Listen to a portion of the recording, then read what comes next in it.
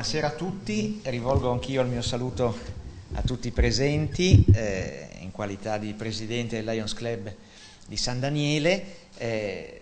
Grazie a tutto il pubblico presente, ai soci Lions, gli ospiti, tutti gli amici che sono qui questa sera, ma soprattutto grazie al nostro illustre ospite Luca Ponti, che ha dato la sua disponibilità davvero preziosa per noi a venirci qui a parlare questa sera. E ringrazio anche Gabriele Turissini, il nostro socio, il quale a sua volta dato la disponibilità a fare da conduttore di questa serata e grazie, devo dire, anche al nostro vicepresidente Giorgio Beltrame, che di questo incontro ha avuto la prima idea, forse invitando il nostro relatore lo scorso mese di giugno a raggiungerci qui durante l'autunno per parlare del suo nuovo libro, ma non solo. Grazie anche al Comune, che è qui presente in persona del vice sindaco Mauro Visentin, che ci porterà un saluto e che io ringrazio anche a titolo personale proprio per la disponibilità che ogni volta il Comune dimostra nei nostri confronti, concedendoci questo luogo meraviglioso e dandoci la sua disponibilità, il suo patrocinio per tante altre nostre iniziative. A me corre un po' l'obbligo di ricordare come compito istituzionale che cos'è il Lions Club, perché non tutti i presenti sono soci, non tutti forse sanno che cosa facciamo, e allora lo dico in due parole: il Lions Club è la più grande associazione laica e apolitica di volontariato al mondo. È stato fondato nel 1917 a Chicago da Melvin Jones, ha quasi 1,5 milioni di soci nel mondo, circa 47.000 club, circa 210 paesi in cui la nostra attività viene esercitata. Il nostro motto è We Serve, quindi noi serviamo nei settori della salute, dell'ambiente, dei giovani, della scuola, della comunità. Il nostro obiettivo è di proporre informazione e cultura, e da qui tutti i nostri meeting, incontri ed eventi, compreso quello di oggi, che è dedicato alle sfide della giustizia. L'attività del Lions Club consiste in un volontariato puro, con finanziamento del tutto autarchico, ed è un'ottima occasione, forse l'unica occasione per professionisti, imprenditori e molte altre persone di fare volontariato. La nostra ricchezza sono i soci e la squadra. Più soci siamo, più servizi possiamo fare e meglio possiamo fare. Concludo questo così brevissimo saluto e presentazione lasciando la parola al vice sindaco Mauro Visentin per il suo saluto istituzionale, e mi permetto solo di dire due parole così a conclusione del mio saluto, avendo letto l'ultimo libro di Luca Ponti, il cui autore è avvocato. È un avvocato, diciamo così, che ha visto il passato della professione, vive il presente della sua professione e sperabilmente la eserciterà ancora a lungo, e quindi sarà protagonista del futuro del suo mestiere. Questa, diciamo, visione a 360 gradi e visione prospettica, diacronica, si coglie in tutto il suo libro, che non è però soltanto un libro sulla avvocatura, ma anche sull'uomo che fa l'avvocato, e c'è quindi un approfondimento del lato umano del professionista legale, nel quale mi sono anche ritrovato sotto diversi punti di vista, facendo una professione che insomma per molti versi è contermine rispetto a quella dell'avvocato. E il libro, ecco, sottende il grande tema della giustizia, perché l'avvocato altro non è che strumento, no, del sistema giustizia, attore del sistema giustizia.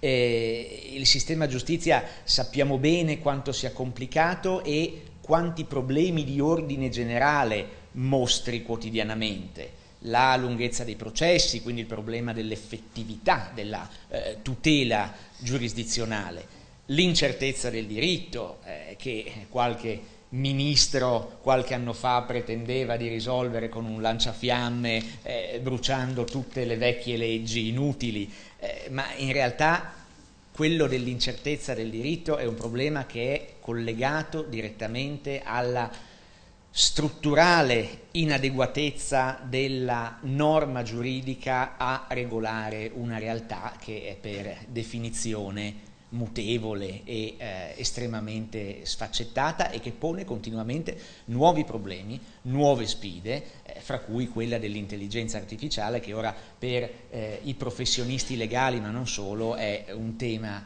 all'ordine del giorno. Per cui sono veramente molto contento di avere qui questa sera Luca Ponti che di queste e di altre cose sicuramente vorrà parlarci, e non l'ho fatto prima, lo faccio adesso. Con il tocco di questa campana do il via alla nostra serata e cedo la parola al vice sindaco.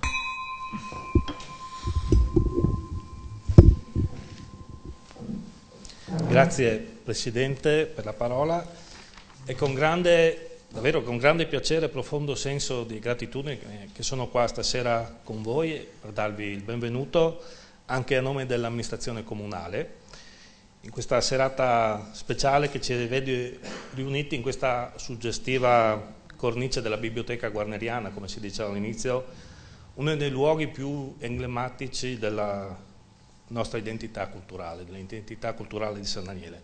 Porto il saluto anche del sindaco Pietro Valent, che è in missione istituzionale in Paraguay, proprio a promuovere lo scrigno, in particolare quello che sta oltre quella porta, quindi ci teneva a portare i suoi saluti. Un sentito ringraziamento ai Lions, da sempre attivi promotori di iniziative culturali di altissimo livello. La vostra assidua collaborazione è per noi un motivo di orgoglio e di continuo stimolo, quindi grazie per tutto quello che promuovete, avete promosso. Io ricorderò sempre anche le attività meno pubblicizzate che sono state fatte nel periodo del lockdown, quindi grazie per essere stati vicini alla cittadinanza in maniera estremamente concreta. Il titolo scelto per questa serata ci invita a una riflessione molto profonda sul ruolo del diritto nella società contemporanea, sulle trasformazioni in atto e su quelle che ci attendono nei prossimi imminenti anni. Una riflessione quanto mai attuale in un'epoca segnata da rapidi cambiamenti sociali. Abbiamo parlato di cambiamenti tecnologici, l'intelligenza artificiale che in qualche modo aiuta, ma immagino che anche nella professione di avvocato possa essere un ostacolo molto, molto spesso, fuorviante. Io sono un ingegnere industriale, di mestiere faccio il dirigente d'azienda, mi trovo spesso a dover collaborare proprio con colleghi avvocati proprio per trovare delle soluzioni sempre più propedeutiche alla stipula di contratti o alla definizione di accordi, perché gli inganni sono dietro l'angolo. Diciamo che internet è una grande risorsa, ma va utilizzata in maniera estremamente attenta, e lo diciamo spesso anche alle nuove generazioni, no?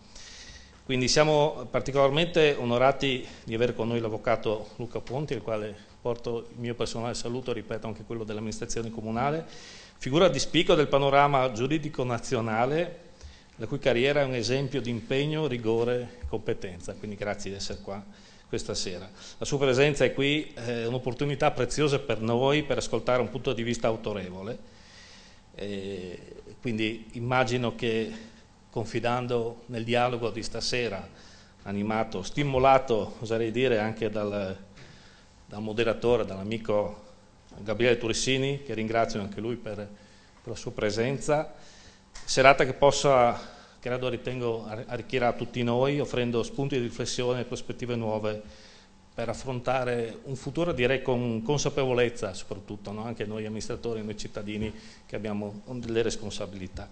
Quindi grazie ancora all'avvocato Ponti per aver accolto il nostro invito qui a San Daniele tramite i Lions.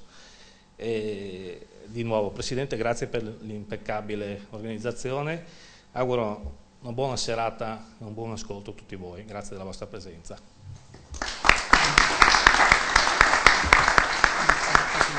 No, super. Sentiamo? Prego. Giorgio si sente? Posso parlare bene? Ok, mi sentite tutti? Bene.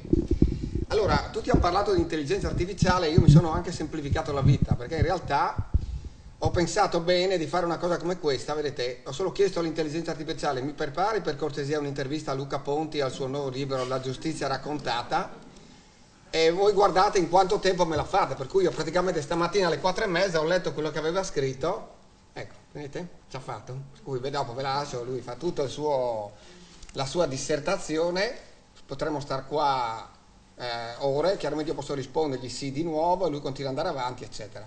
Però la facciamo facile, perché la prima domanda che fa l'intelligenza artificiale a Luca è: bentrovati a tutti gli ascoltatori, oggi parliamo di giustizia, ma non quella delle aule dei tribunali, parliamo della giustizia vissuta, raccontata e interrogata da chi la pratica ogni giorno.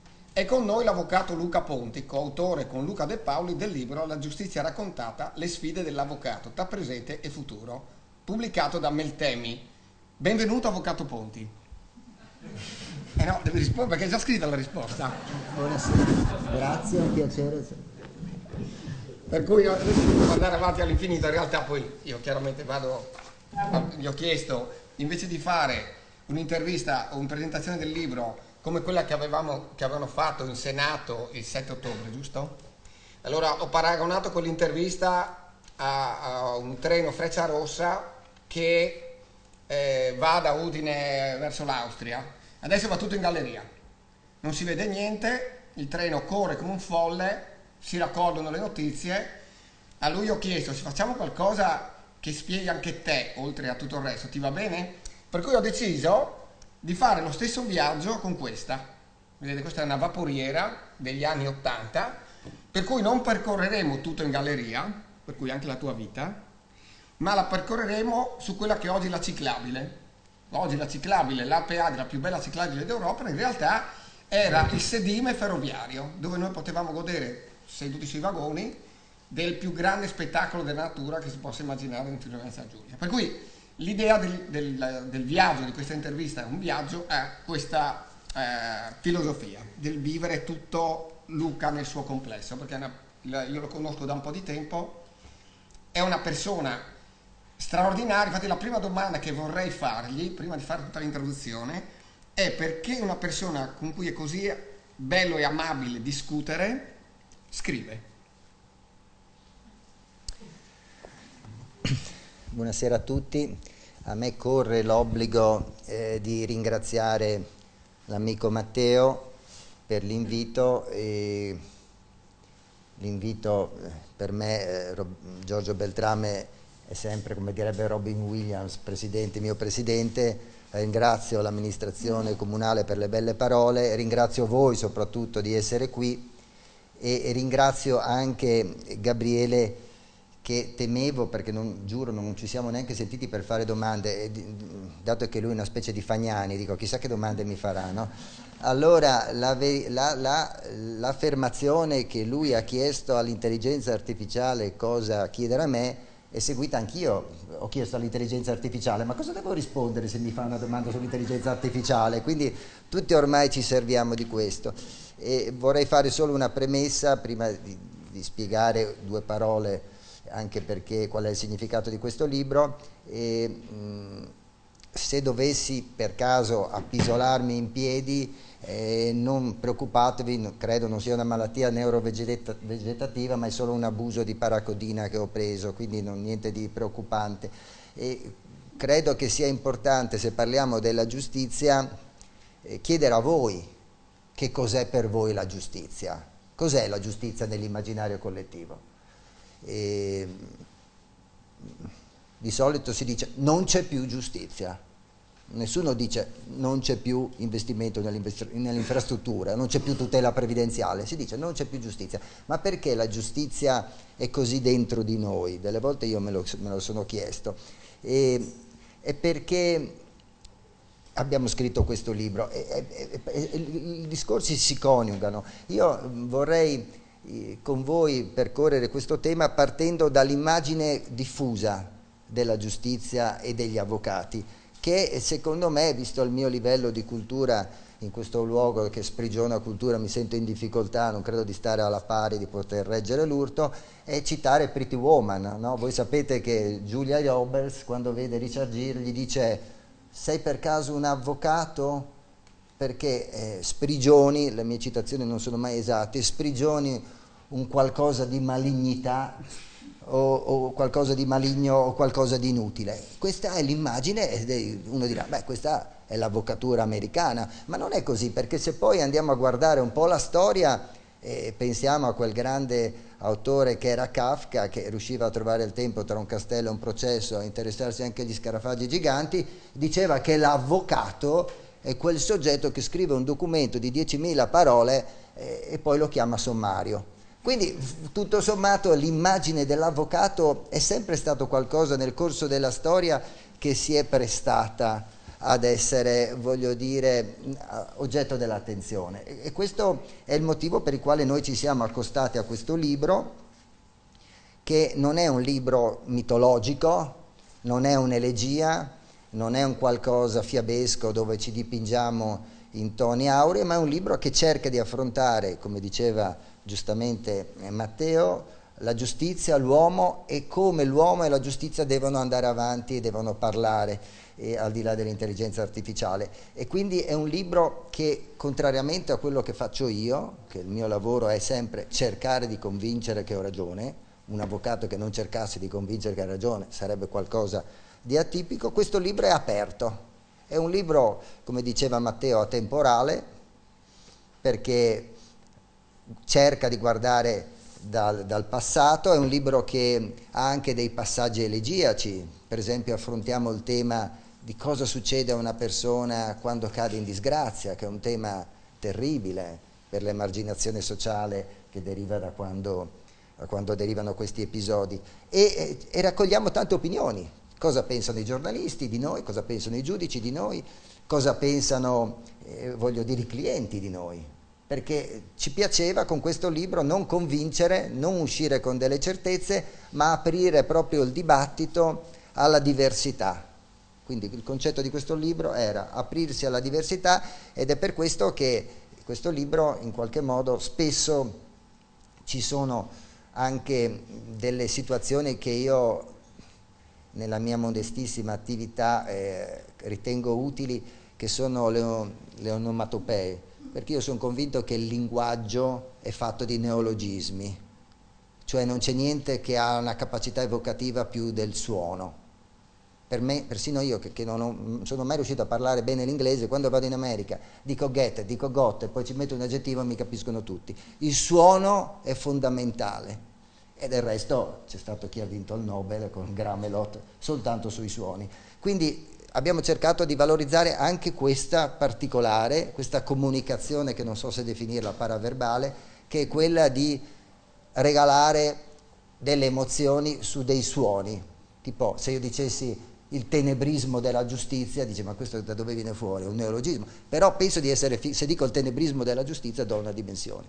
Ecco, chiudo per dire perché abbiamo scritto, perché abbiamo cercato poi alla fine anche di riordinarci le idee. In questo momento la giustizia ha un momento storico destrutturante, una specie di terremoto. Credo che non ci sia mai stato un momento storico dove una persona si può alzare in piedi e dire pubblicamente che ci sono delle cause sociali perché c'è stata una strage di 3 persone che sono morte a servizio dello Stato. Non credo sia mai successa una cosa così incredibile, che una persona potesse dire una cosa pubblicamente, al di là dell'ideologia politica, e che ci siano poi delle persone che votano questa persona. Quindi siamo in un momento storico di globalizzazione dove c'è una confusione assoluta e la giustizia sta soffrendo proprio per l'incapacità di trovare dei decodificatori. Quindi queste erano 2 parole, solo per introdurre il motivo per cui scrivo e il motivo per cui temevo Fagnani e per le prossime domande. No, cominciamo da qua, perché poi ci arriva proprio a puntino questa riflessione, no? Perché nel corso della presentazione che avete fatto al Senato, il Ministro della Giustizia ha fatto questo piccolo appunto, dicendo: siamo orgogliosi di aver approvato di recente la legge sull'ordinamento forense che ha restituito alla figura dell'avvocato una nuova dignità, autonomia e valorizzazione. Perché? Puoi star seduto secondo me. No, Sì. come credete? Quella conversazione a Roma è stata particolare perché la presenza del ministro ci ha chiaramente lusingati, però ci ha stimolati anche il procuratore generale di Roma e anche l'amico Di Pietro. Ci sono state anche delle gag particolari, ve ne racconto solo una perché vi introduce il tema di cosa vuol dire anche linguaggio e comunicazione, e a un certo punto Nordio ha detto: certo che spendiamo troppi soldi per le intercettazioni telefoniche, 250 milioni, non è possibile ogni anno, sarebbe il caso di veicolare questi soldi a degli investimenti più mirati alla tutela della giustizia, per esempio concentrarli sulle intercettazioni per reati molto gravi, omicidi, reati di criminalità organizzata, e poi voleva fare l'effetto, ha detto: senti Antonio, tu cosa pensi, che sei il maggiore protagonista di Mani Pulite, sulle intercettazioni telefoniche, su questo problema legato? E lì Di Pietro è uscito con una battuta velocissima come lui, è riuscito a piazzarci anche i due che ci azzecca, che dice: se non me lo dicevi nel convegno non mi sarei alzato, e è riuscito a dire: io intercettazioni telefoniche mai fatte, soldi mai spesi. E a quel punto lì c'è stato un minimo di confronto tra di noi, dicendo: ma scusa, va bene così, però ai miei tempi, quando facevamo Tangentopoli, e le intercettazioni c'erano nei miei processi, sì, però non faceva effetto la risposta sulla giustizia se avessimo detto che c'erano già quella volta. Questo per dire che la giustizia si confronta quotidianamente su questo e deve per forza rispondere a dei messaggi di principio. Quando Nordio, che è una persona che io stimo particolarmente per l'impegno e per l'assoluta capacità di leggere a 360 gradi i problemi, ha cercato di dare questa rappresentazione che tu dici, era un messaggio quasi subliminale in prospettiva. Costituzione. Quindi cerchiamo di recuperare la Costituzione, però è quello che voi leggete ogni giorno da Mattarella. Mattarella ogni giorno cerca di dire: ritorniamo nei binari, riconduciamo a normalità, perché il pensiero completamente sfiduciato e fuori dalle regole sta spaventando tutti, ecco.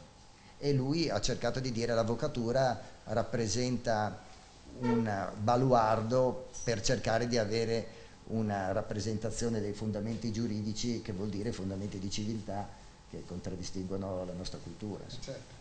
C'è un altro passaggio di quell'evento che mi aveva colpito, che era questa frase di Tommaso Cerno, che fra l'altro io avevo sentito, avevo cercato di recuperare per questa sera, ma in realtà siamo ripromessi di farla in un'altra occasione, perché purtroppo fino a novembre era impegnatissimo.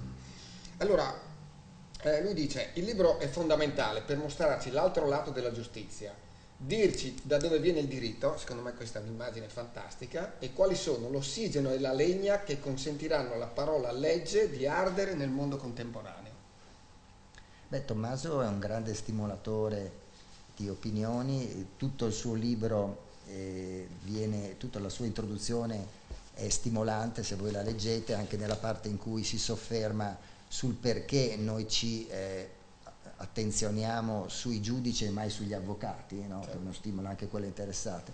Sì, infatti guarda, ti intercetto al volo, sì, dicendoti proprio che le prime 4 righe sono quelle che poi mi ha fatto prendere il libro in un vortice. Viene da chiedersi perché nel paese che parla di giustizia tutti i giorni si senta poco pronunciare la parola avvocato.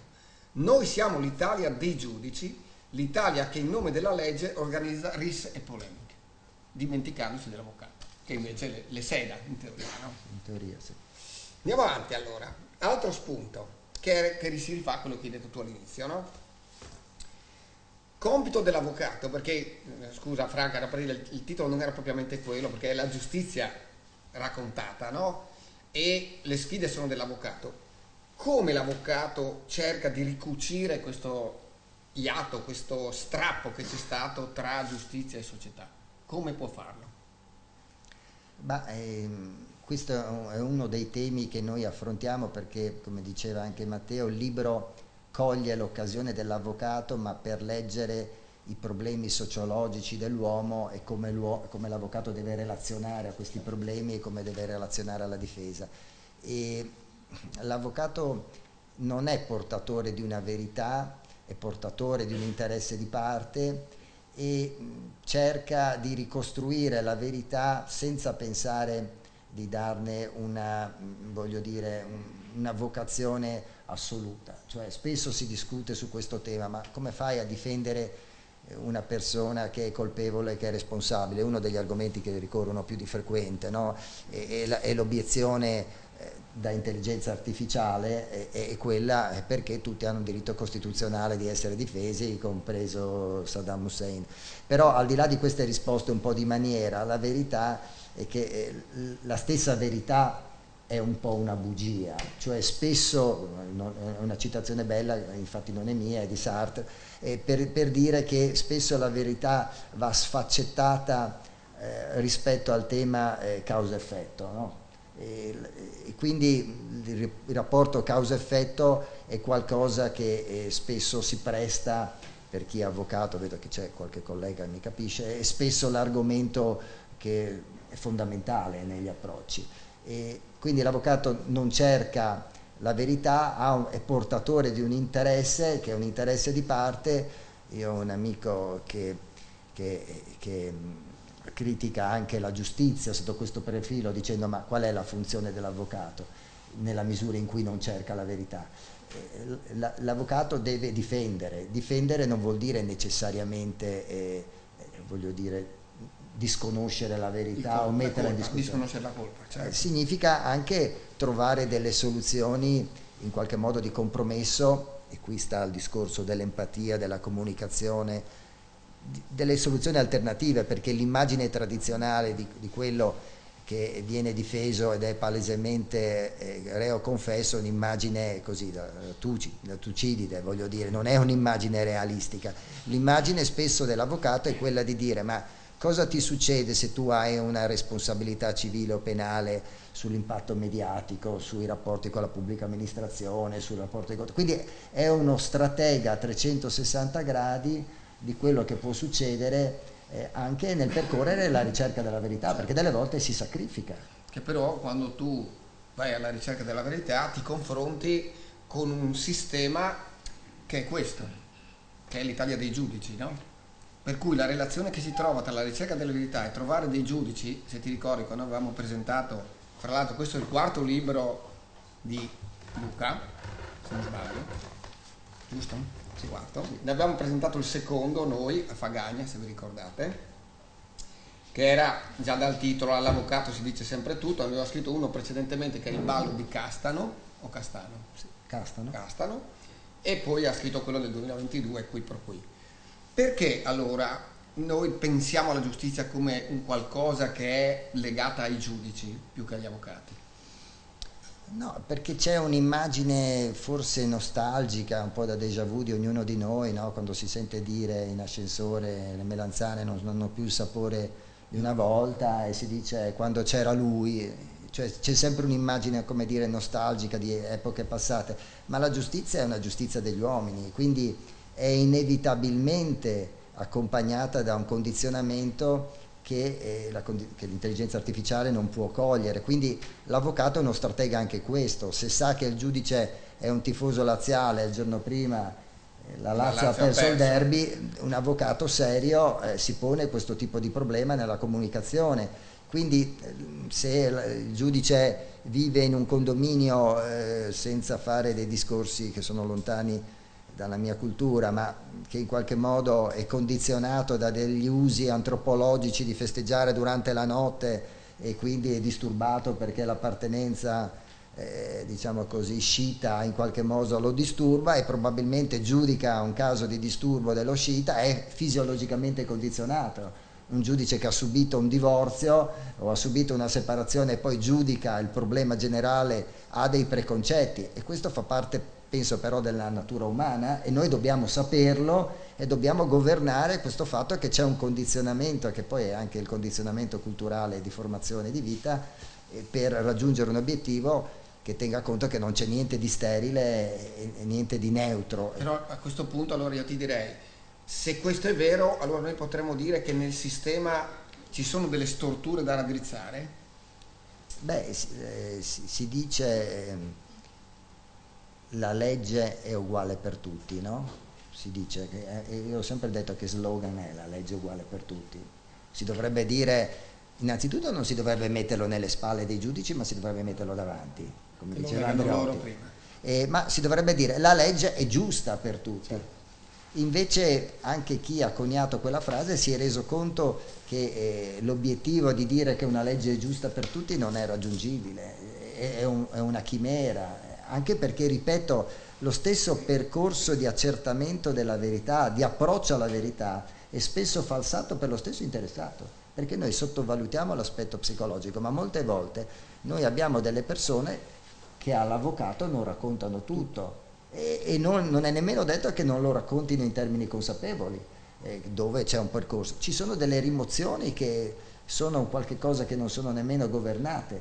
Quindi spesso, voglio dire, questo approccio ti deve far capire, devi avere un po' il senso del limite, ecco, sì, della tua funzione, sapendo che il tuo obiettivo rimane quello di partecipare alla empatizzare col cliente. Io dico sempre che un cliente che si sente seguito, adesso sto arrivando a un'affermazione forse un po' forte che magari sarebbe, come succede in alcune, non da registrare, ma diciamo il cliente che si sente seguito e empatizzato entro certi limiti accetta anche, quantomeno con diverse sfaccettature, la responsabilità o la colpa di aver perso la causa. Certo. Senti, però c'è un passaggio che volevo affrontare, che era su questa frase qua, che in realtà ha fatto l'epoca, no? Cioè, a un certo punto un pubblico ministero dice non esistono innocenti, non ce n'è, esistono solo colpevoli non ancora scoperti. Allora, quando si ascoltava queste frasi, però è una frase che va modificata, perché sai che poi questa persona è stato condannato, appunto, e quindi la rivista. L'articolo 27 della Costituzione al comma 2 dice l'imputato non è considerato colpevole sino alla condanna definitiva. Allora, perché un pubblico ministero arriva a fare questa affermazione dopo scivolando sulla buccia di banana, chiaramente, no? Perché a sua volta... Perché c'è ormai, questo è uno degli argomenti, il libro è strutturato su 62 microtemi trattati con non più di 300-400 pagine, proprio con una volontà di contraddire Kafka, e quindi affrontiamo anche questo problema drammatico del radicalismo, delle fakes, no? Le fake news, piuttosto che del cliente che entra, e qui penso ci siano tanti professionisti, vedo anche mia moglie, che possono raccontare la loro esperienza del professionista che arriva lì, ha detto ho letto tutto su internet, qualcosa anche su Starbene, vediamo, te ne passiamo, e qualcosa ecco, su Confidenze, e se c'è ancora Confidenze tra i giornali dice la cataratta si cura così, e il dottor Beltrame deve stare a sentirlo, perché purtroppo è saltato questo sistema, non c'è più niente che può essere nel nostro codice, diciamo così, rappresentato come era un tempo, no? Cioè, noi abbiamo, per esempio, adesso penso, per citare una persona senza nominarla, penso all'immagine che avevamo noi degli eroi. Noi avevamo l'immagine di Simón Bolívar, di Che Guevara, di Garibaldi, no? Di José de Martín, no? Di queste persone incredibili che andavano lì, no? Lord Byron che girava il mondo. Adesso c'è uno che va a combattere, o uno o una, per stare indeterminato nel genere, che va a difendere una pseudo idea in un paese assurdo, quando tu sai che in quel paese non puoi andare a fare quel comportamento, poi subisce il processo per quello che ha fatto in quel paese, e dopodiché, anziché fare l'eroe, come è stato in premessa, cosa dice? Chiama la mamma. Quindi è questo il problema, non riusciamo più a dare una convergenza di opinioni, e il radicalismo ormai fa parte di noi, perché in realtà il disagio per il quale bisognerebbe, più che parlare noi, sentire loro e dire ma perché tutti avvertono questo senso dell'ingiustizia e della giustizia? Come mai è così diffuso? Come mai nessuno si affida? Come mai i numeri sono scesi nella giustizia ordinaria, nella giustizia penale, nella giustizia erariale, nella giustizia amministrativa, nella tributaria? Fanno degli strumenti di conciliazione, vengono abortiti, gli arbitrati non esistono. Cioè, perché c'è questo scollamento e si scelgono addirittura delle formule di economia che penso voi conoscete, o se non conoscete vi minaccio di conoscerle, che sono il blockchain, no? Tutta l'area della cibernetica, tutta l'area, perché ci sono delle componenti della nostra vita dove addirittura c'è il metaverso, noi ne parliamo, cioè, la persona vuole completamente uscire dalla sua vita e si riconosce in un avatar che diventa Luca Avatar. Quindi c'è per un verso una fuga e per un verso un disorientamento che deriva da questa incapacità di creare delle comunicazioni efficaci all'interno della globalizzazione, ed è per quello che io dico ben venga la riscoperta dei suoni, perché probabilmente ci capiamo più con dei suoni gutturali a Neanderthal che parlando tanto. Però, allora, a questo proposito mi arriva a puntuale questo passaggio qua, secondo me, perché secondo me è vitale.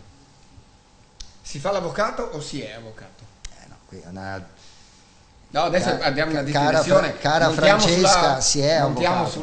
Cara Francesca, si è avvocato. C'è una famosa frase di Carnelutti, dice: se vuoi essere felice una notte ubriacati, se vuoi essere felice un anno non ricordo cosa, se vuoi essere felice una vita, diceva Carnelutti, sì, non fai, sì un avvocato, perché è poi chiaramente stiamo parlando di cultura quasi austro-ungarica, però vi dà l'idea della sensibilità dell'avvocato, quando l'avvocato non era quello di Pretty Woman, ovviamente. Ma l'avvocato però sacrifica tante cose essendo avvocato anche quando non lo fa? Beh, rimane dentro di te. Bisognerebbe chiedere alle persone che mi stanno accanto in che misura Infatti, io sono avvocato, ti faccio anche vedere una senza cosa rendermi adesso. conto. Ti faccio vedere questa qua, perché io su questa cosa con Luca mi vedo molto vicino. Perché proprio questa sera mia moglie mi ha richiamato all'ordine con le mie figlie, e questa qua è un augurio che, vedete, mia figlia mi rappresenta soltanto col pelo sullo stomaco, cioè questa è l'immagine che ha mia figlia di me, no? Però vedi cosa mi dice: caro papà, che te ne stai sempre a lavorare, vai a vedere il sole, vieni anche tu fuori a respirare, eccetera. Cioè, se tu te ne stai, vai con noi papà, ritorni felice, eccetera. Allora, la domanda che faccio io: qual è il Luca Ponti, papà e marito, rapportato all'essere avvocato? No, qui preferirei avvalermi della facoltà di non rispondere. Non ho neanche un avvocato accanto a me, un avvocato vero. Ma ti difendo io, No, non saprei giudicare, però certamente c'è una degenerazione professionale che si riflette nell'incapacità del giudizio, no? Cioè qui ci sono dei grandi esperti di enneagramma, no? Io ho un mio, adesso mi vergogno a dirlo perché veramente, io ho nella mia testa un mio enneagramma, nel senso che ho sviluppato molto 5 bicchieri di Amarone, per spiegarlo, dopo 5 bicchieri di Amarone, un mio enneagramma, nel senso che nella mia testa ci sono delle degenerazioni culturali sulla teorizzazione della mia filosofia che nella vita non ci sono, al termine della vita, virtù o difetti. Tutte le virtù e i difetti possono diventare tali, dipende come le dosi, cioè nella crescita di una persona, delle persone che ti stanno accanto, non ci sono virtù che tu puoi dire coltivi la generosità fino in fondo e non sbagli mai, perché un'esagerazione di generosità può essere dannosa, certo. Come allora in questo sviluppo di enneagramma c'è qui la dottoressa Romanelli che però nella mia sviluppo dell'enneagramma c'è uno sviluppo di questo genere, cioè una persona tra virgolette buona di sentimenti sviluppa per sua natura, proprio perché buona, una sorta di lo definirei con un neologismo di bietolismo, cioè è facile che la persona buona possa avere un'ala sì, che la porta ad essere un po' un bietolone e anche ad essere magari falsa, perché lo sviluppo della persona buona, perché la persona buona è una persona che ogni volta che intercetta un'altra persona si pone il problema: ma la ferisco, la mortifico, le devo dire la verità, cosa succede se le dico tutto, e magari conclude dicendo faccio da solo. La persona cattiva, valore negativo, quindi dici la persona di cattivo, adesso sto parlando su base statistica, la persona di animo cattivo in realtà è difficile che sia un bietolone, perché sa sempre fare i suoi interessi, proprio perché è cattivo e sa sviluppare, ed è difficile anche che sia falso, perché addirittura cede nella verità, perché magari È veramente cattivo, è veramente cattivo. Perché trae fondamento e piacere. Quindi voglio dire, nello sviluppo di questo pensiero che voglio dire, alla fine uno deve rendersi conto che tutto può essere messo in discussione, e io chiudo il libro parlando addirittura dell'unico valore che mi sembrava importante, che è la riconoscenza. Certo. Ho raccontato un episodio che vi dico così, aumento al massimo decibel la narcosi. C'è stato un viaggio che ho fatto da solo in Eringiaia con dei portatori, e io credevo, pur non capendoci tra di noi minimamente, perché si parlava a gesti e quindi ci si capiva molto poco, che la riconoscenza fosse un valore assoluto, perché io sono sempre cresciuto su questa immagine delle virtù che poi vi ho detto ho tradito nella mia convinzione, che la riconoscenza fosse un valore assoluto, no? Cioè da tutelare, la solidarietà sociale fosse un valore assoluto. Allora, mentre stavamo camminando appunto, correndo loro e seguendoli io con affanno nella giungla, succede che uno di questi viene punto da un serpente, e io arrivo lì e dico a questi qui, non dico che sono stato patetico del tipo portiamolo al pronto soccorso di Udine, sarebbe stata una provocazione, però ho detto cerchiamo di curarlo. Insomma, questi qui mi hanno detto no, qui le regole sono diverse, lui si arrangerà da solo, e mi hanno costretto a proseguire. E io mi immaginavo l'immagine, non so, sai, del mitico buon selvaggio di Cagnon, che parla del selvaggio, che dice questi qui guarda come ha reagito. E quindi voglio dire che si può intercettare sensibilità diverse che sono magari anche fondate in quel contesto, senza riuscire delle volte a decodificare. Quindi alla fine chiudo per dire che l'avvocato tendenzialmente non giudica. Okay, L'avvocato come approccio ha la vocazione di fronte a un problema a dire detesta il confronto diretto. No, detesta che si giudichino le persone o i processi, per esempio alla televisione, prendendo una carta così isolata e se ne crei un mostro. Certo. Ecco. Quindi l'avvocato tendenzialmente è sempre in una posizione di prudenza nella valutazione. Ecco, però nel discorso del Luca Ponti io voglio capire quanto è importante questo posto qua. Qui? Quello. Ah beh, accidenti, questo è un posto che consiglio a tutti, questo è un posto che meriterebbe, guarda, bellissima questa evocativa, cioè non so se conoscete, questo è, diciamo così, è il mio buon ritiro quando io ho questa passione dell'attività sportiva, quando mi ritrovo qui con mia moglie mi illumino, si chiama Pienza, lo scrive l'intelligenza artificiale.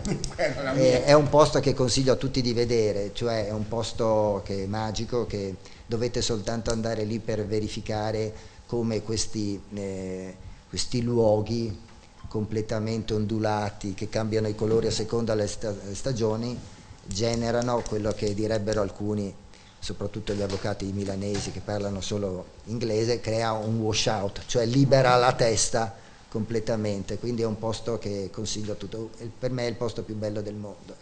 Adesso ritorniamo in carreggiata perché abbiamo fatto la nostra digressione e voglio leggerti questo passaggio qua, l'ho tirato fuori dalle omelie di Papa Leone, e c'è un passaggio che mi è piaciuto, mi faceva riferimento proprio a te, e dice: bisogna essere coraggiosi nella testimonianza che diamo, con la parola e soprattutto con la vita, dando la vita, servendo qualche volta con grandi sacrifici per vivere proprio questa missione.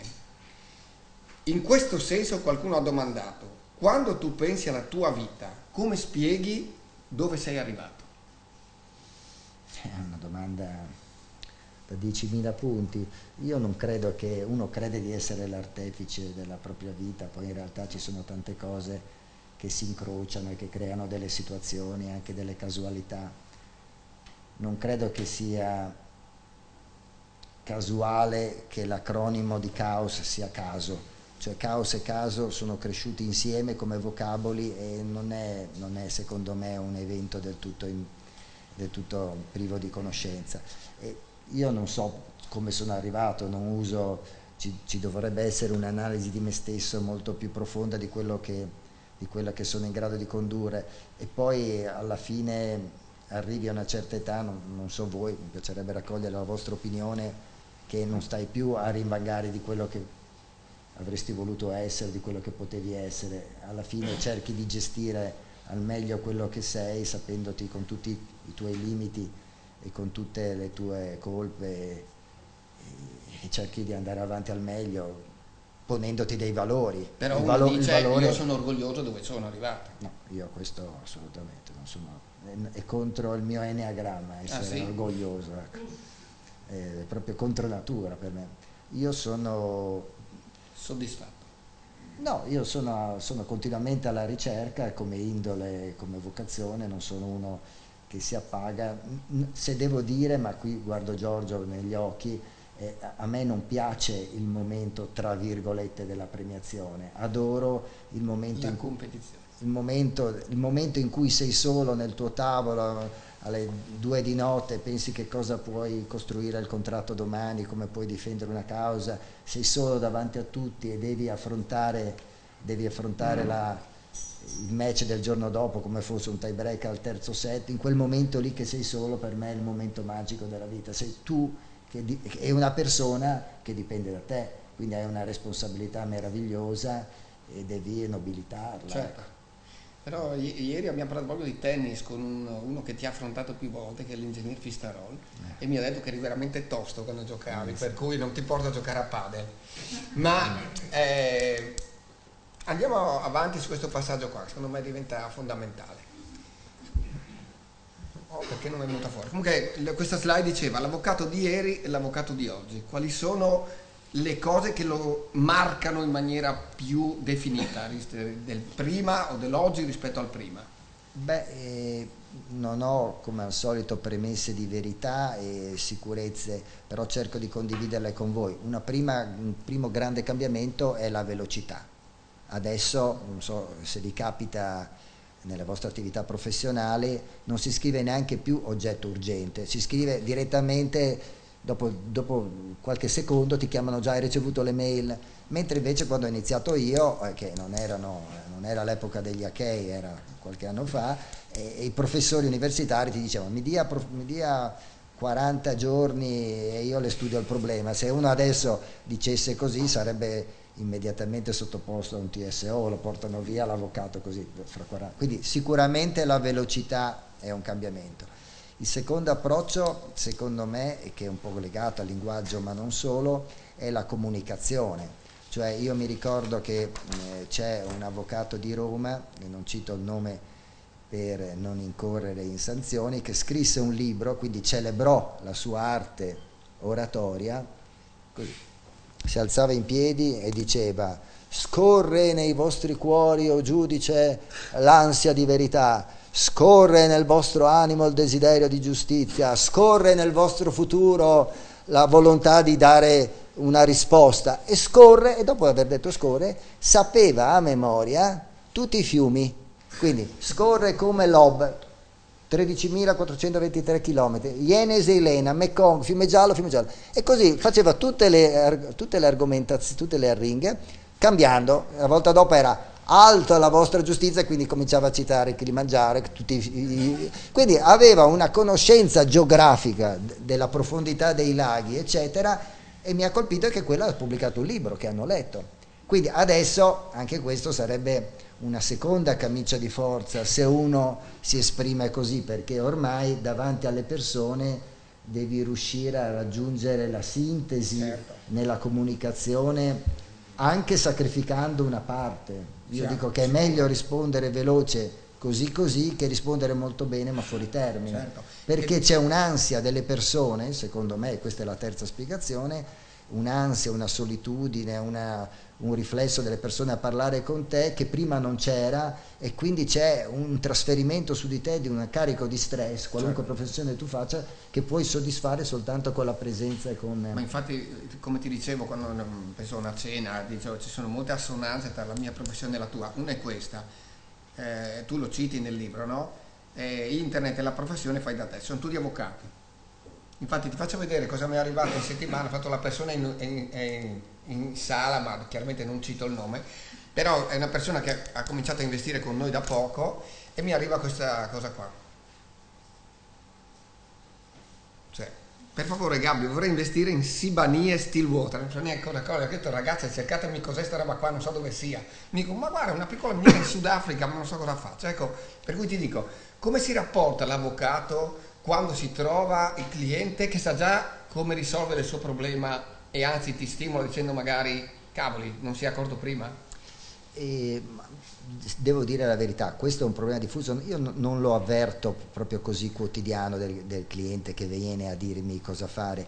No, io mettevo questa per il accesso, che proprio so che è un problema diffuso, è un argomento di conversazione spesso anche con interprofessionale, e quello che deve capire la persona davanti a te è che il contenuto è un qualcosa di più complesso che una semplice scavo di un buco. È un altro dei cambi verticali. Quando io ho iniziato la professione si diceva che la cultura da omologare o da percorrere era la cultura, si diceva, specialistica, no? Cioè si diceva tu devi scavare il buco più profondo degli altri, e se lo scavi più profondo, adesso si è scoperto che con l'intelligenza artificiale c'è un soggettino che ti trova la buca più profonda di te prima di te, sempre privilegiando velocità e profondità. Quindi adesso il problema è riuscire ad avere un quadro d'insieme che nella nostra professione vuol dire strategia, tattica, comunicazione, empatia,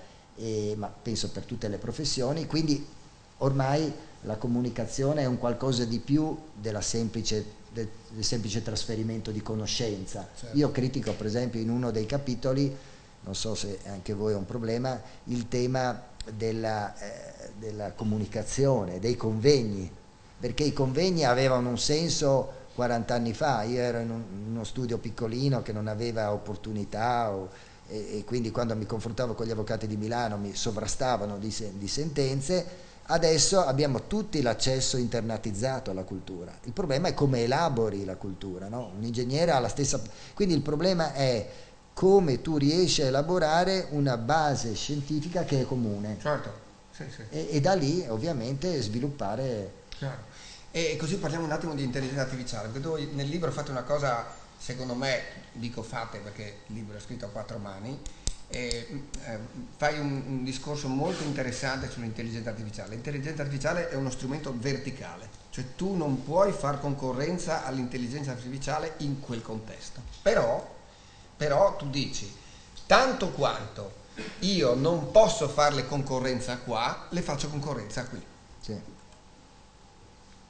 Sì, questa è la mia strategia di...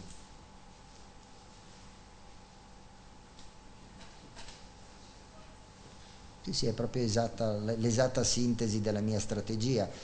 Chiaramente se in una conversazione io riesco a diversificare la persuasione della persona che mi sta davanti citando Taylor Swift e Ronaldinho meglio di Ronaldo, probabilmente un'intelligenza artificiale non riesce ancora ad avere questo.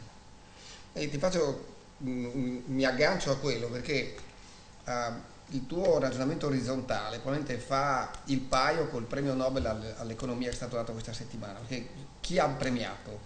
Hanno premiato quelli che in realtà non andavano a guardare tanto all'intelligenza artificiale come uno strumento di sviluppo quanto a quella che si chiama la distruzione creativa. Nella vostra professione esiste questa possibilità di utilizzare la distruzione creativa, cioè il fatto di generare dalle ceneri di qualcosa un'idea, un processo mentale, eccetera, che possa superare quelle che sono le difficoltà del processo, eccetera? Sì, io credo che la distruzione creativa sia la fine dell'uomo, nella misura in cui ho l'ultimo stadio prima del Parkinson, e noi dobbiamo ragionare nella logica che c'è sicuramente un'esigenza a 360 gradi di vederci omologati, no? È ovvio che se io ho una cultura convenzionale omologata intercetto più facilmente i bisogni, certo, e quindi è facile che a me arrivano continuamente messaggi sul telefonino, sulle scarpe da corsa, no? E mi chiedo ma come mai lo sanno? Ma evidentemente riescono, quindi l'avvocato, ma direi la persona, deve riuscire in questo percorso di tendenziale omologazione riuscire a mantenere un'identità, che poi è quello che ti fa innamorare di una persona anziché di un'altra, che ti fa dire quello ha ragione, quello no, è il motivo per il quale scegli. Cioè, alla fine cos'è che scegli? Scegli quello che è diverso dal resto. Bene, allora ci arriviamo perfetti, siamo proprio a... Chi è l'avvocato bravo? Ma non solo per i clienti, Ma non so chi sia l'avvocato bravo, a me piace scrivere, e ho scritto, della necessità che ci si metta in discussione anche su questo.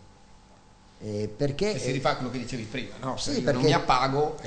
sì, perché spesso le persone non amano mettersi in discussione e quindi colpisce il fatto che ci siano delle persone che non abbiano i percorsi tradizionali, che sono anche quelli di emulazione, anche di copiatura per la crescita, e si riconoscano come bravo, come autoreferenziale. Noi abbiamo scritto questo libro apposta per questo. Noi non vogliamo essere delle persone che in qualche modo si autodefiniscono bravi perché lo riteniamo. Brave lo deve stabilire qualcun altro. Ecco. Quanti avvocati ci sono di questo tipo? Questo è il più bel quadro, penso uno dei più bei quadri di Caravaggio. È Narciso, con gli avvocati che dicono a se stessi quanto bravi siamo. Beh, hai letto la... No, dovrebbe essere scritto da qualche parte che l'avvocato per sua natura è un individualista e non è un caso che non siano mai decollati dai fenomeni associativi come le società. Certo. L'avvocato spesso ama solo il proprio specchio, ecco, questa è un'altra delle degenerazioni di categoria, ma perché siamo ubriacati da questa immagine dell'avvocato che è presidente del bocciodromo piuttosto che no. E anche questo secondo me è significativo, perché nella politica un tempo l'avvocato era ovunque ramificato, adesso è più facile trovare un ingegnere, è più facile trovare un tecnologo dentro le amministrazioni. L'avvocato è un po' relegato a degli incarichi onorifici, no? di rappresentanza tipo diverso, insomma, ecco, sulle barbabietole da zucchero, cose di questo genere. Insomma. Però c'è un'altra cosa che rende l'avvocato particolare, no? E questa è una immagine da uno forse dei più bei film che almeno io abbia visto, che è Amadeus, e c'è un passaggio in cui un personaggio che si confronta con Mozart e vive di quella che tu definisci nel libro la sindrome di Salieri, no? A parte la bravura di Mary Abraham, ma è la sindrome di Salieri che quante volte assale.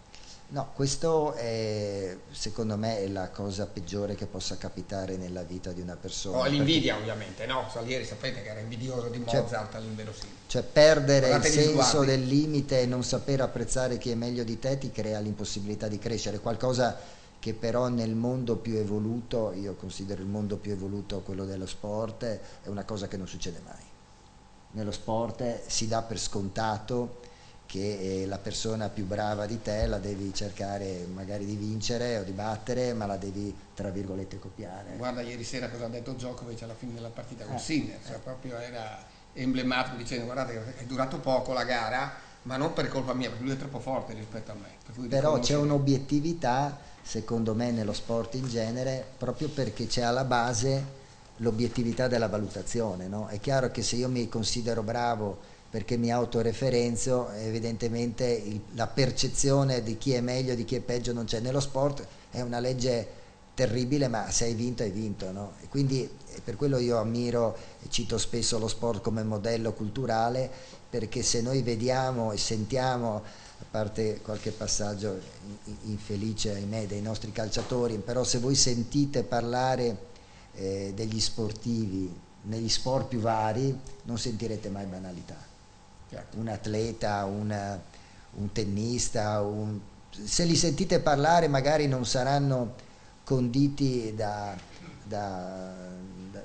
formule lessicali greche o latine, però poi hanno una sensibilità che deriva dal senso del sacrificio, dal senso del limite, dal senso del risultato che si ottiene soltanto dopo ore e ore e ore che stai lì, che non li rende mai banali. Certo, assolutamente. Salto questa slide, prendo l'altra perché a me questa frase è piaciuta in maniera particolare, no?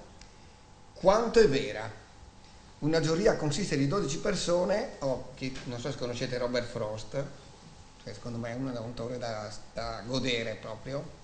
Tra l'altro lo citò anche Guido Maria Brera quando venne a fare una chiacchierata come te. Una giuria consiste di 12 persone scelte per decidere non se aveva se era colpevole ma sia il migliore avvocato. Questo è un parametro? Ma io se la considerassimo all'interno del sistema che ho detto potrebbe essere apprezzabile. Se c'è una giuria che crea dei criteri oggettivi per apprezzare qual è il migliore avvocato, l'importante è che il giudizio sia fondato su dati oggettivi. Quello che però io voglio valorizzare nel libro è che la persona deve accettare di non essere il migliore, Sì, perché certo. è la premessa per diventarlo. Certo, l'essenza, proprio l'essenza. Questo secondo me è un passaggio che secondo me tu sottolinei più volte, no? Quando c'è il rapporto tra l'avvocato e il suo cliente, nei vari gradi di giudizio eccetera, ci sono questi passaggi che devono quasi sono delle forche caudine in cui uno deve passare, no? Cioè inevitabilmente. Sì, empatia, dolore sicuramente, perdono è una cosa forse un po' troppo elevata per un avvocato, direi, se dovessi aggiungere, direi empatia, dolore, non giudizio, ecco, sì, sarei più vicino come sensibilità. Ecco. Allora, se dovessimo dare una chiave di lettura a quelli che cominciano la professione, no? Cioè si avviano, quali sono le competenze principali che tu ritieni siano indispensabili per chi effettivamente approccia la professione? Beh, qui ho cercato, nel mio piccolo e nella mia modestia, di indicarli, quindi ho cercato di dire cosa farei se fossi in loro e cosa non farei se fossi in loro.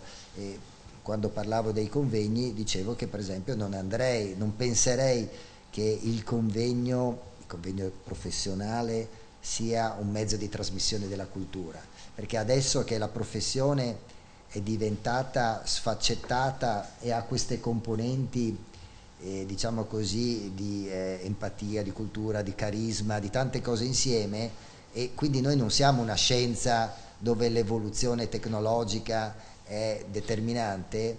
È difficile che un avvocato vada a un convegno e racconti i segreti del suo successo, no? Perché sarebbe come chiedere all'imprenditore che ha il brevetto sulla Coca-Cola di andare lì e dire: ma perché la Coca-Cola è meglio della Pepsi? Quindi la formazione tradizionale è un qualcosa secondo me di superato, perché uno quella cultura se la fa lo stesso. Deve secondo me allargare le sue competenze, abbiamo già detto, per competere con l'intelligenza artificiale, allargare la sua mente sulla diversità, perché poi questo fenomeno della globalizzazione sta diventando un fenomeno di comunicazione. Noi abbiamo ormai difficoltà a comunicare, prima ancora che a convincere, abbiamo ancora difficoltà a capire le reciproche aspettative. Ecco. Ti faccio un'ultima riflessione, un'ultima domanda, un'ultima richiesta di attenzione, perché siamo rimasti nei tempi che mi aveva chiesto Matteo comunque. Se dovessimo riassumere il libro in una frase sola, non è preparato, vedete, non è preparato nulla, è tutta l'incipit. Sì, veramente. Il libro riassunto in una frase sola. Questa me l'ha suggerita l'intelligenza artificiale. Sì? Ah, vedi, non mi ha dato questa risposta, però su questa tema.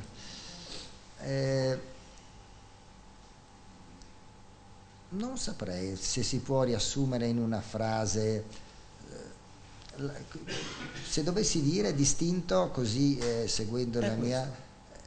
Seguendo l'istinto, lo lascerei bianco. Lo lascerei bianco, magari con dei punti interrogativi, cioè proprio perché è bellissimo secondo me avere la desolazione di non avere una risposta. Noi siamo cresciuti in una cultura antropocentrica che dobbiamo per forza dare una spiegazione a tutto, vogliamo avere questa vocazione all'onnipotenza, spieghiamo tutto. Invece è bello secondo me accettare la possibilità di non avere una risposta, di ricercarla tutta la vita, e magari anche di non trovarla pur avendola ricercata. Quindi mi piacerebbe avere anche la libertà di riassumerlo senza riassunto. Molto bello. Io sono arrivato alla fine. Volevo lasciare Luca con questo piccolo passaggio che secondo me calza a pennello la sua figura. Questa è la lettera sulla felicità, magari tutte l'avrete letta più o meno, no? E in questo passaggio dice queste cose: la fortuna per il saggio non è una divinità come per la massa, la divinità non fa nulla a caso e neppure qualcosa priva di consistenza. Non crede che essa dia agli uomini alcun bene o male determinante per la vita felice, ma sa che può offrire l'avvio a grandi beni o grandi mali.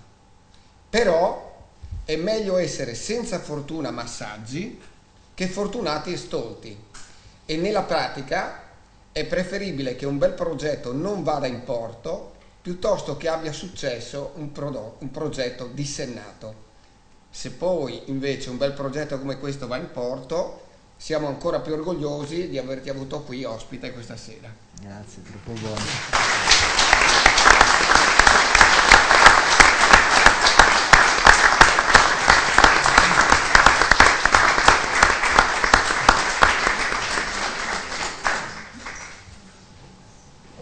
Grazie al nostro ospite, grazie a Gabriele per questa divertente, curiosa, interessantissima ora che abbiamo passato ad ascoltarvi.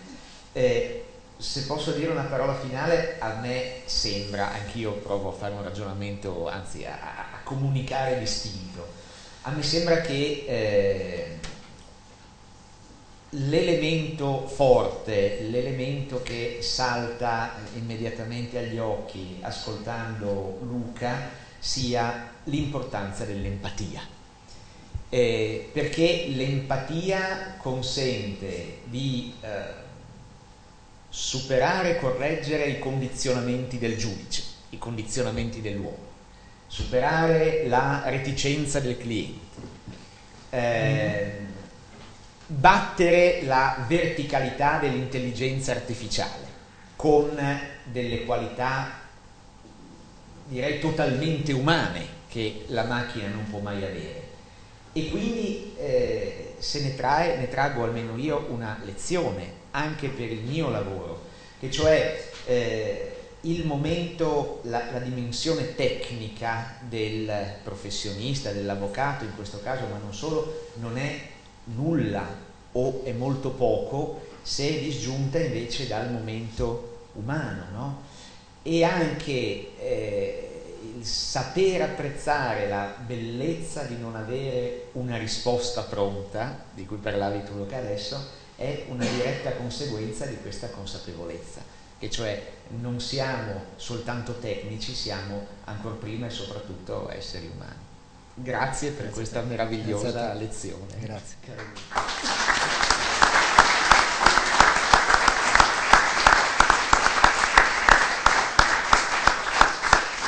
E prima di lasciarci, come nostra consuetudine, come ci piace fare, un piccolo omaggio, che non sia quindi solo verbale, al nostro relatore.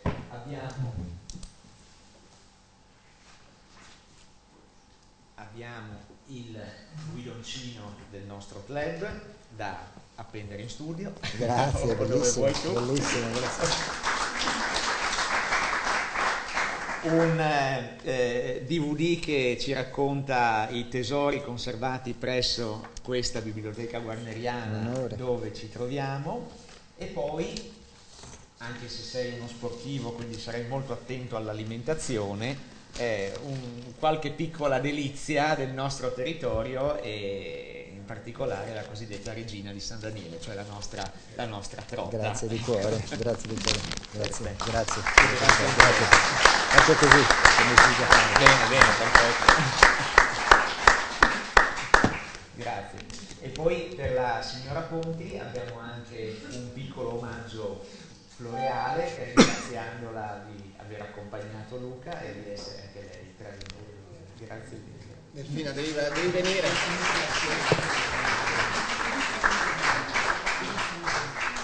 Prima di lasciarci chiedo al nostro pubblico se ci sia qualche domanda per il relatore, perché lo abbiamo qua a disposizione, o qualche spunto, insomma. Vabbè, buonasera a tutti, grazie per l'invito, interessantissima serata. La giustizia e il diritto sono fondamentali nella vita quotidiana, come tutti sanno, insomma, il diritto per essere tale ce lo insegnano, e anche deve essere aggiornato alla società in cui viviamo. Oggi purtroppo ci sono tantissimi elementi che influiscono sul diritto e la giustizia di conseguenza. Dicevo, uno dei temi che in questi vengono dibattuti spesso e creano molto fastidio ai magistrati, per esempio Gabriele prima ha citato Davigo, i termini della prescrizione. Ma avvocato, beh sì, voi siete avvocati, per carità, io ho la massima stima, sia ben chiaro, io di mestiere faccio l'imputato, di conseguenza io ho la massima stima degli avvocati. Posso dire una cosa personale, scusate, una piccola parentesi.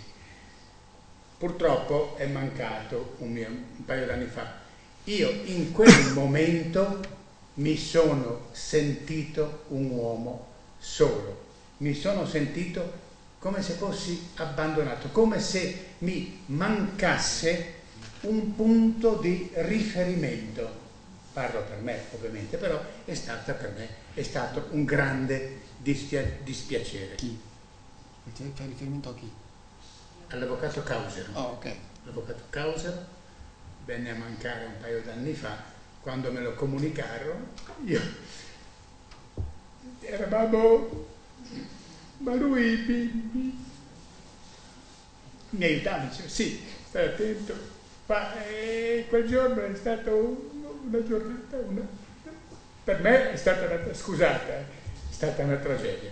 Allora voglio dire, in tutto questo, la questione legata alla giustizia, la prescrizione. Allora, il cittadino come può avere contezza, come può avere fiducia nella giustizia quando i termini di prescrizione consentono che dopo c'è una continua frattura tra giudici, magistrati, giudici, avvocati, la separazione delle carriere, ma non allarghiamoci troppo. Però la questione della prescrizione è la questione della punizione, perché è questo il punto che il cittadino si chiede. Il cittadino si chiede, ma scusa, ma se questo ha rubato a casa mia e lo catturate, vengo a sapere che è stato incarcerato, ha preso 2 anni e un giorno dopo me lo vedo giro, che fiducia posso avere io della giustizia? Ma noi, il nostro è uno Stato di diritto, non siamo noi uno Stato dove vige la legge del taglione. Di conseguenza anche Saddam Hussein ha diritto ad essere difeso in un'aula di un tribunale. Però la domanda che tu fai a Luca cioè, è... era quella sul tema. E dopo un'altra, cosa pensa di questo protagonismo di alcuni magistrati?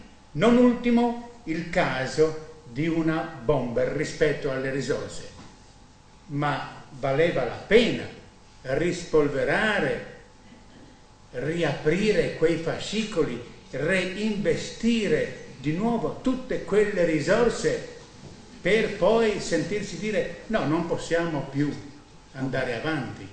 Andiamo a rispondere. Sì. Grazie infinite Gianfranco. Grazie a voi. Beh, innanzitutto mi dispiace per il suo dolore, perché questa è la cosa che emerge più immediata e quindi non possiamo che solidarizzare con lei su questo, che è la cosa più importante da dire. E lei ci fa 2 domande che sul piano programmatico hanno apparentemente 2 risposte opposte ma nella stessa logica. Cioè lei dice, quando c'è la prescrizione significa che lo Stato abdica alla sua funzione accertativa di un reato perché è intervenuto una durata nel tempo che impone che da quel momento in poi lì non si indaghi più. E quindi lei lamenta, comprensibilmente. E con la prescrizione succede che certe situazioni, parliamo nel penale ovviamente, certe situazioni non vanno più ad essere accertate.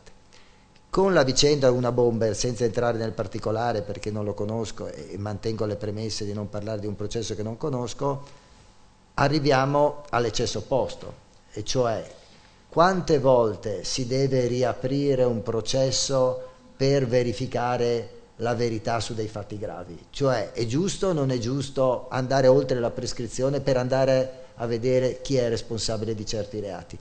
E questo posso dirle che è una scelta di equilibrio dinamico operata dal legislatore, nel senso che se il legislatore prevedesse un'apertura illimitata nel tempo per accertare determinati reati, noi avremmo probabilmente delle persone che ancora indagano su Ustica o si pongono ancora il problema di chi ha ammazzato Mattei. Quindi dobbiamo riuscire, a torto o ragione, con un senso del limite della nostra capacità accertativa, che torna al discorso che facevo prima, non siamo riusciti a trovare una risposta, e anche se non è la risposta giusta perché non accerta la verità, è una risposta di compromesso per impedire che le situazioni non si riaprano o si tengano aperte in termini determinanti, che significherebbe saturazione del sistema, perché tutti i processi in teoria non sarebbero mai finiti.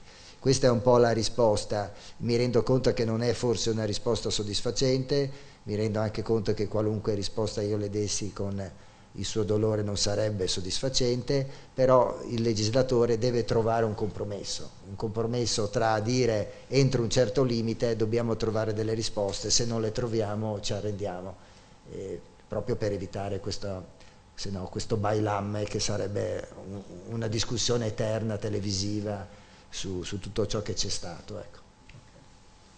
Grazie. Altre domande? Scusa Matteo. Visto che l'avvocato fa il suo, il PM fa il suo, l'unica variabile impazzita ogni tanto è il giudice, come sistemiamo la variabile impazzita?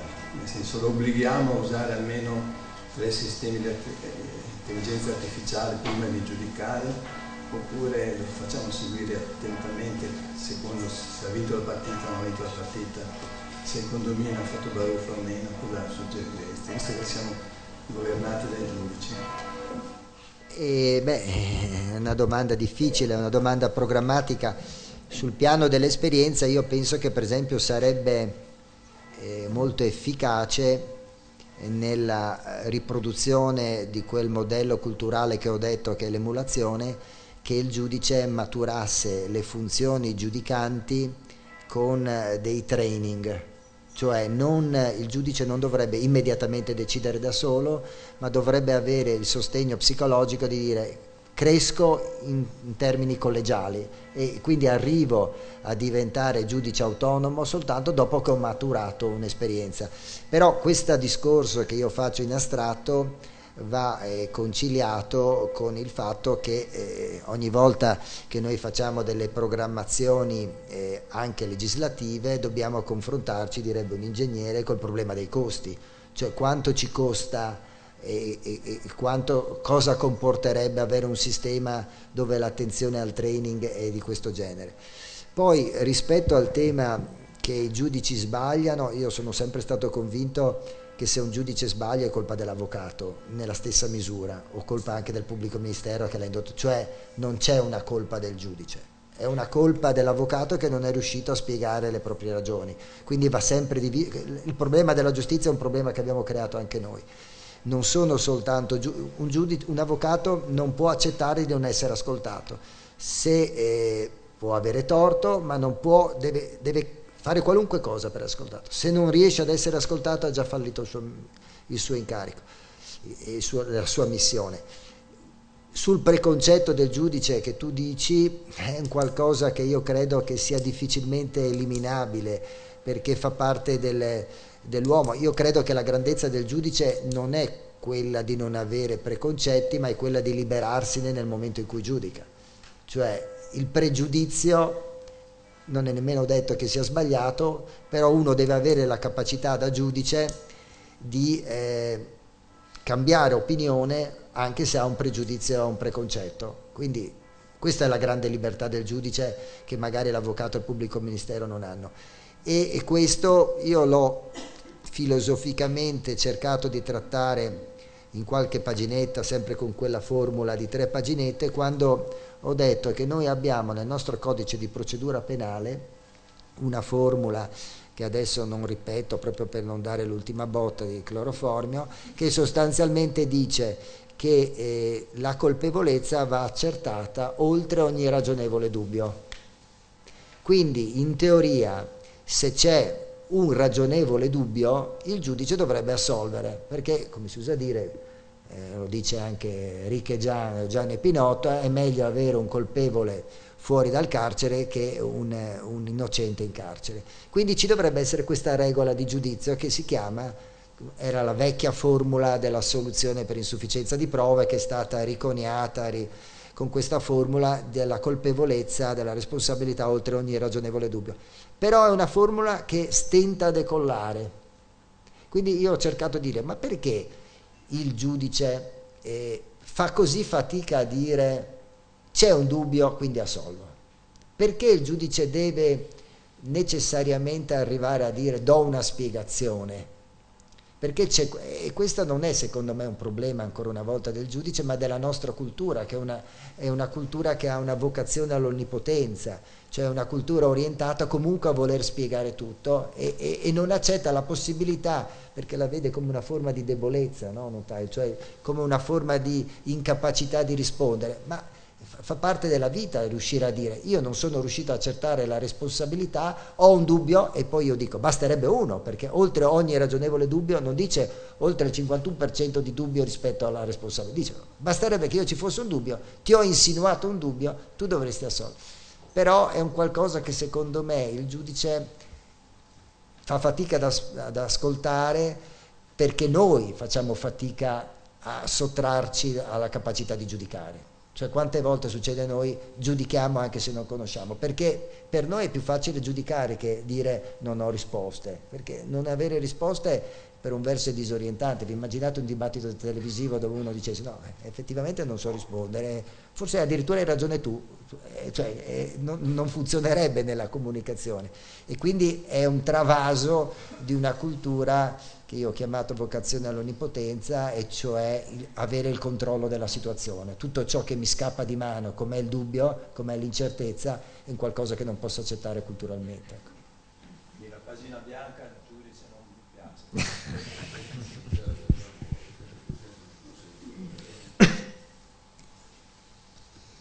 Va bene. Grazie a tutti allora, e grazie a Luca Ponti. Grazie a tutti.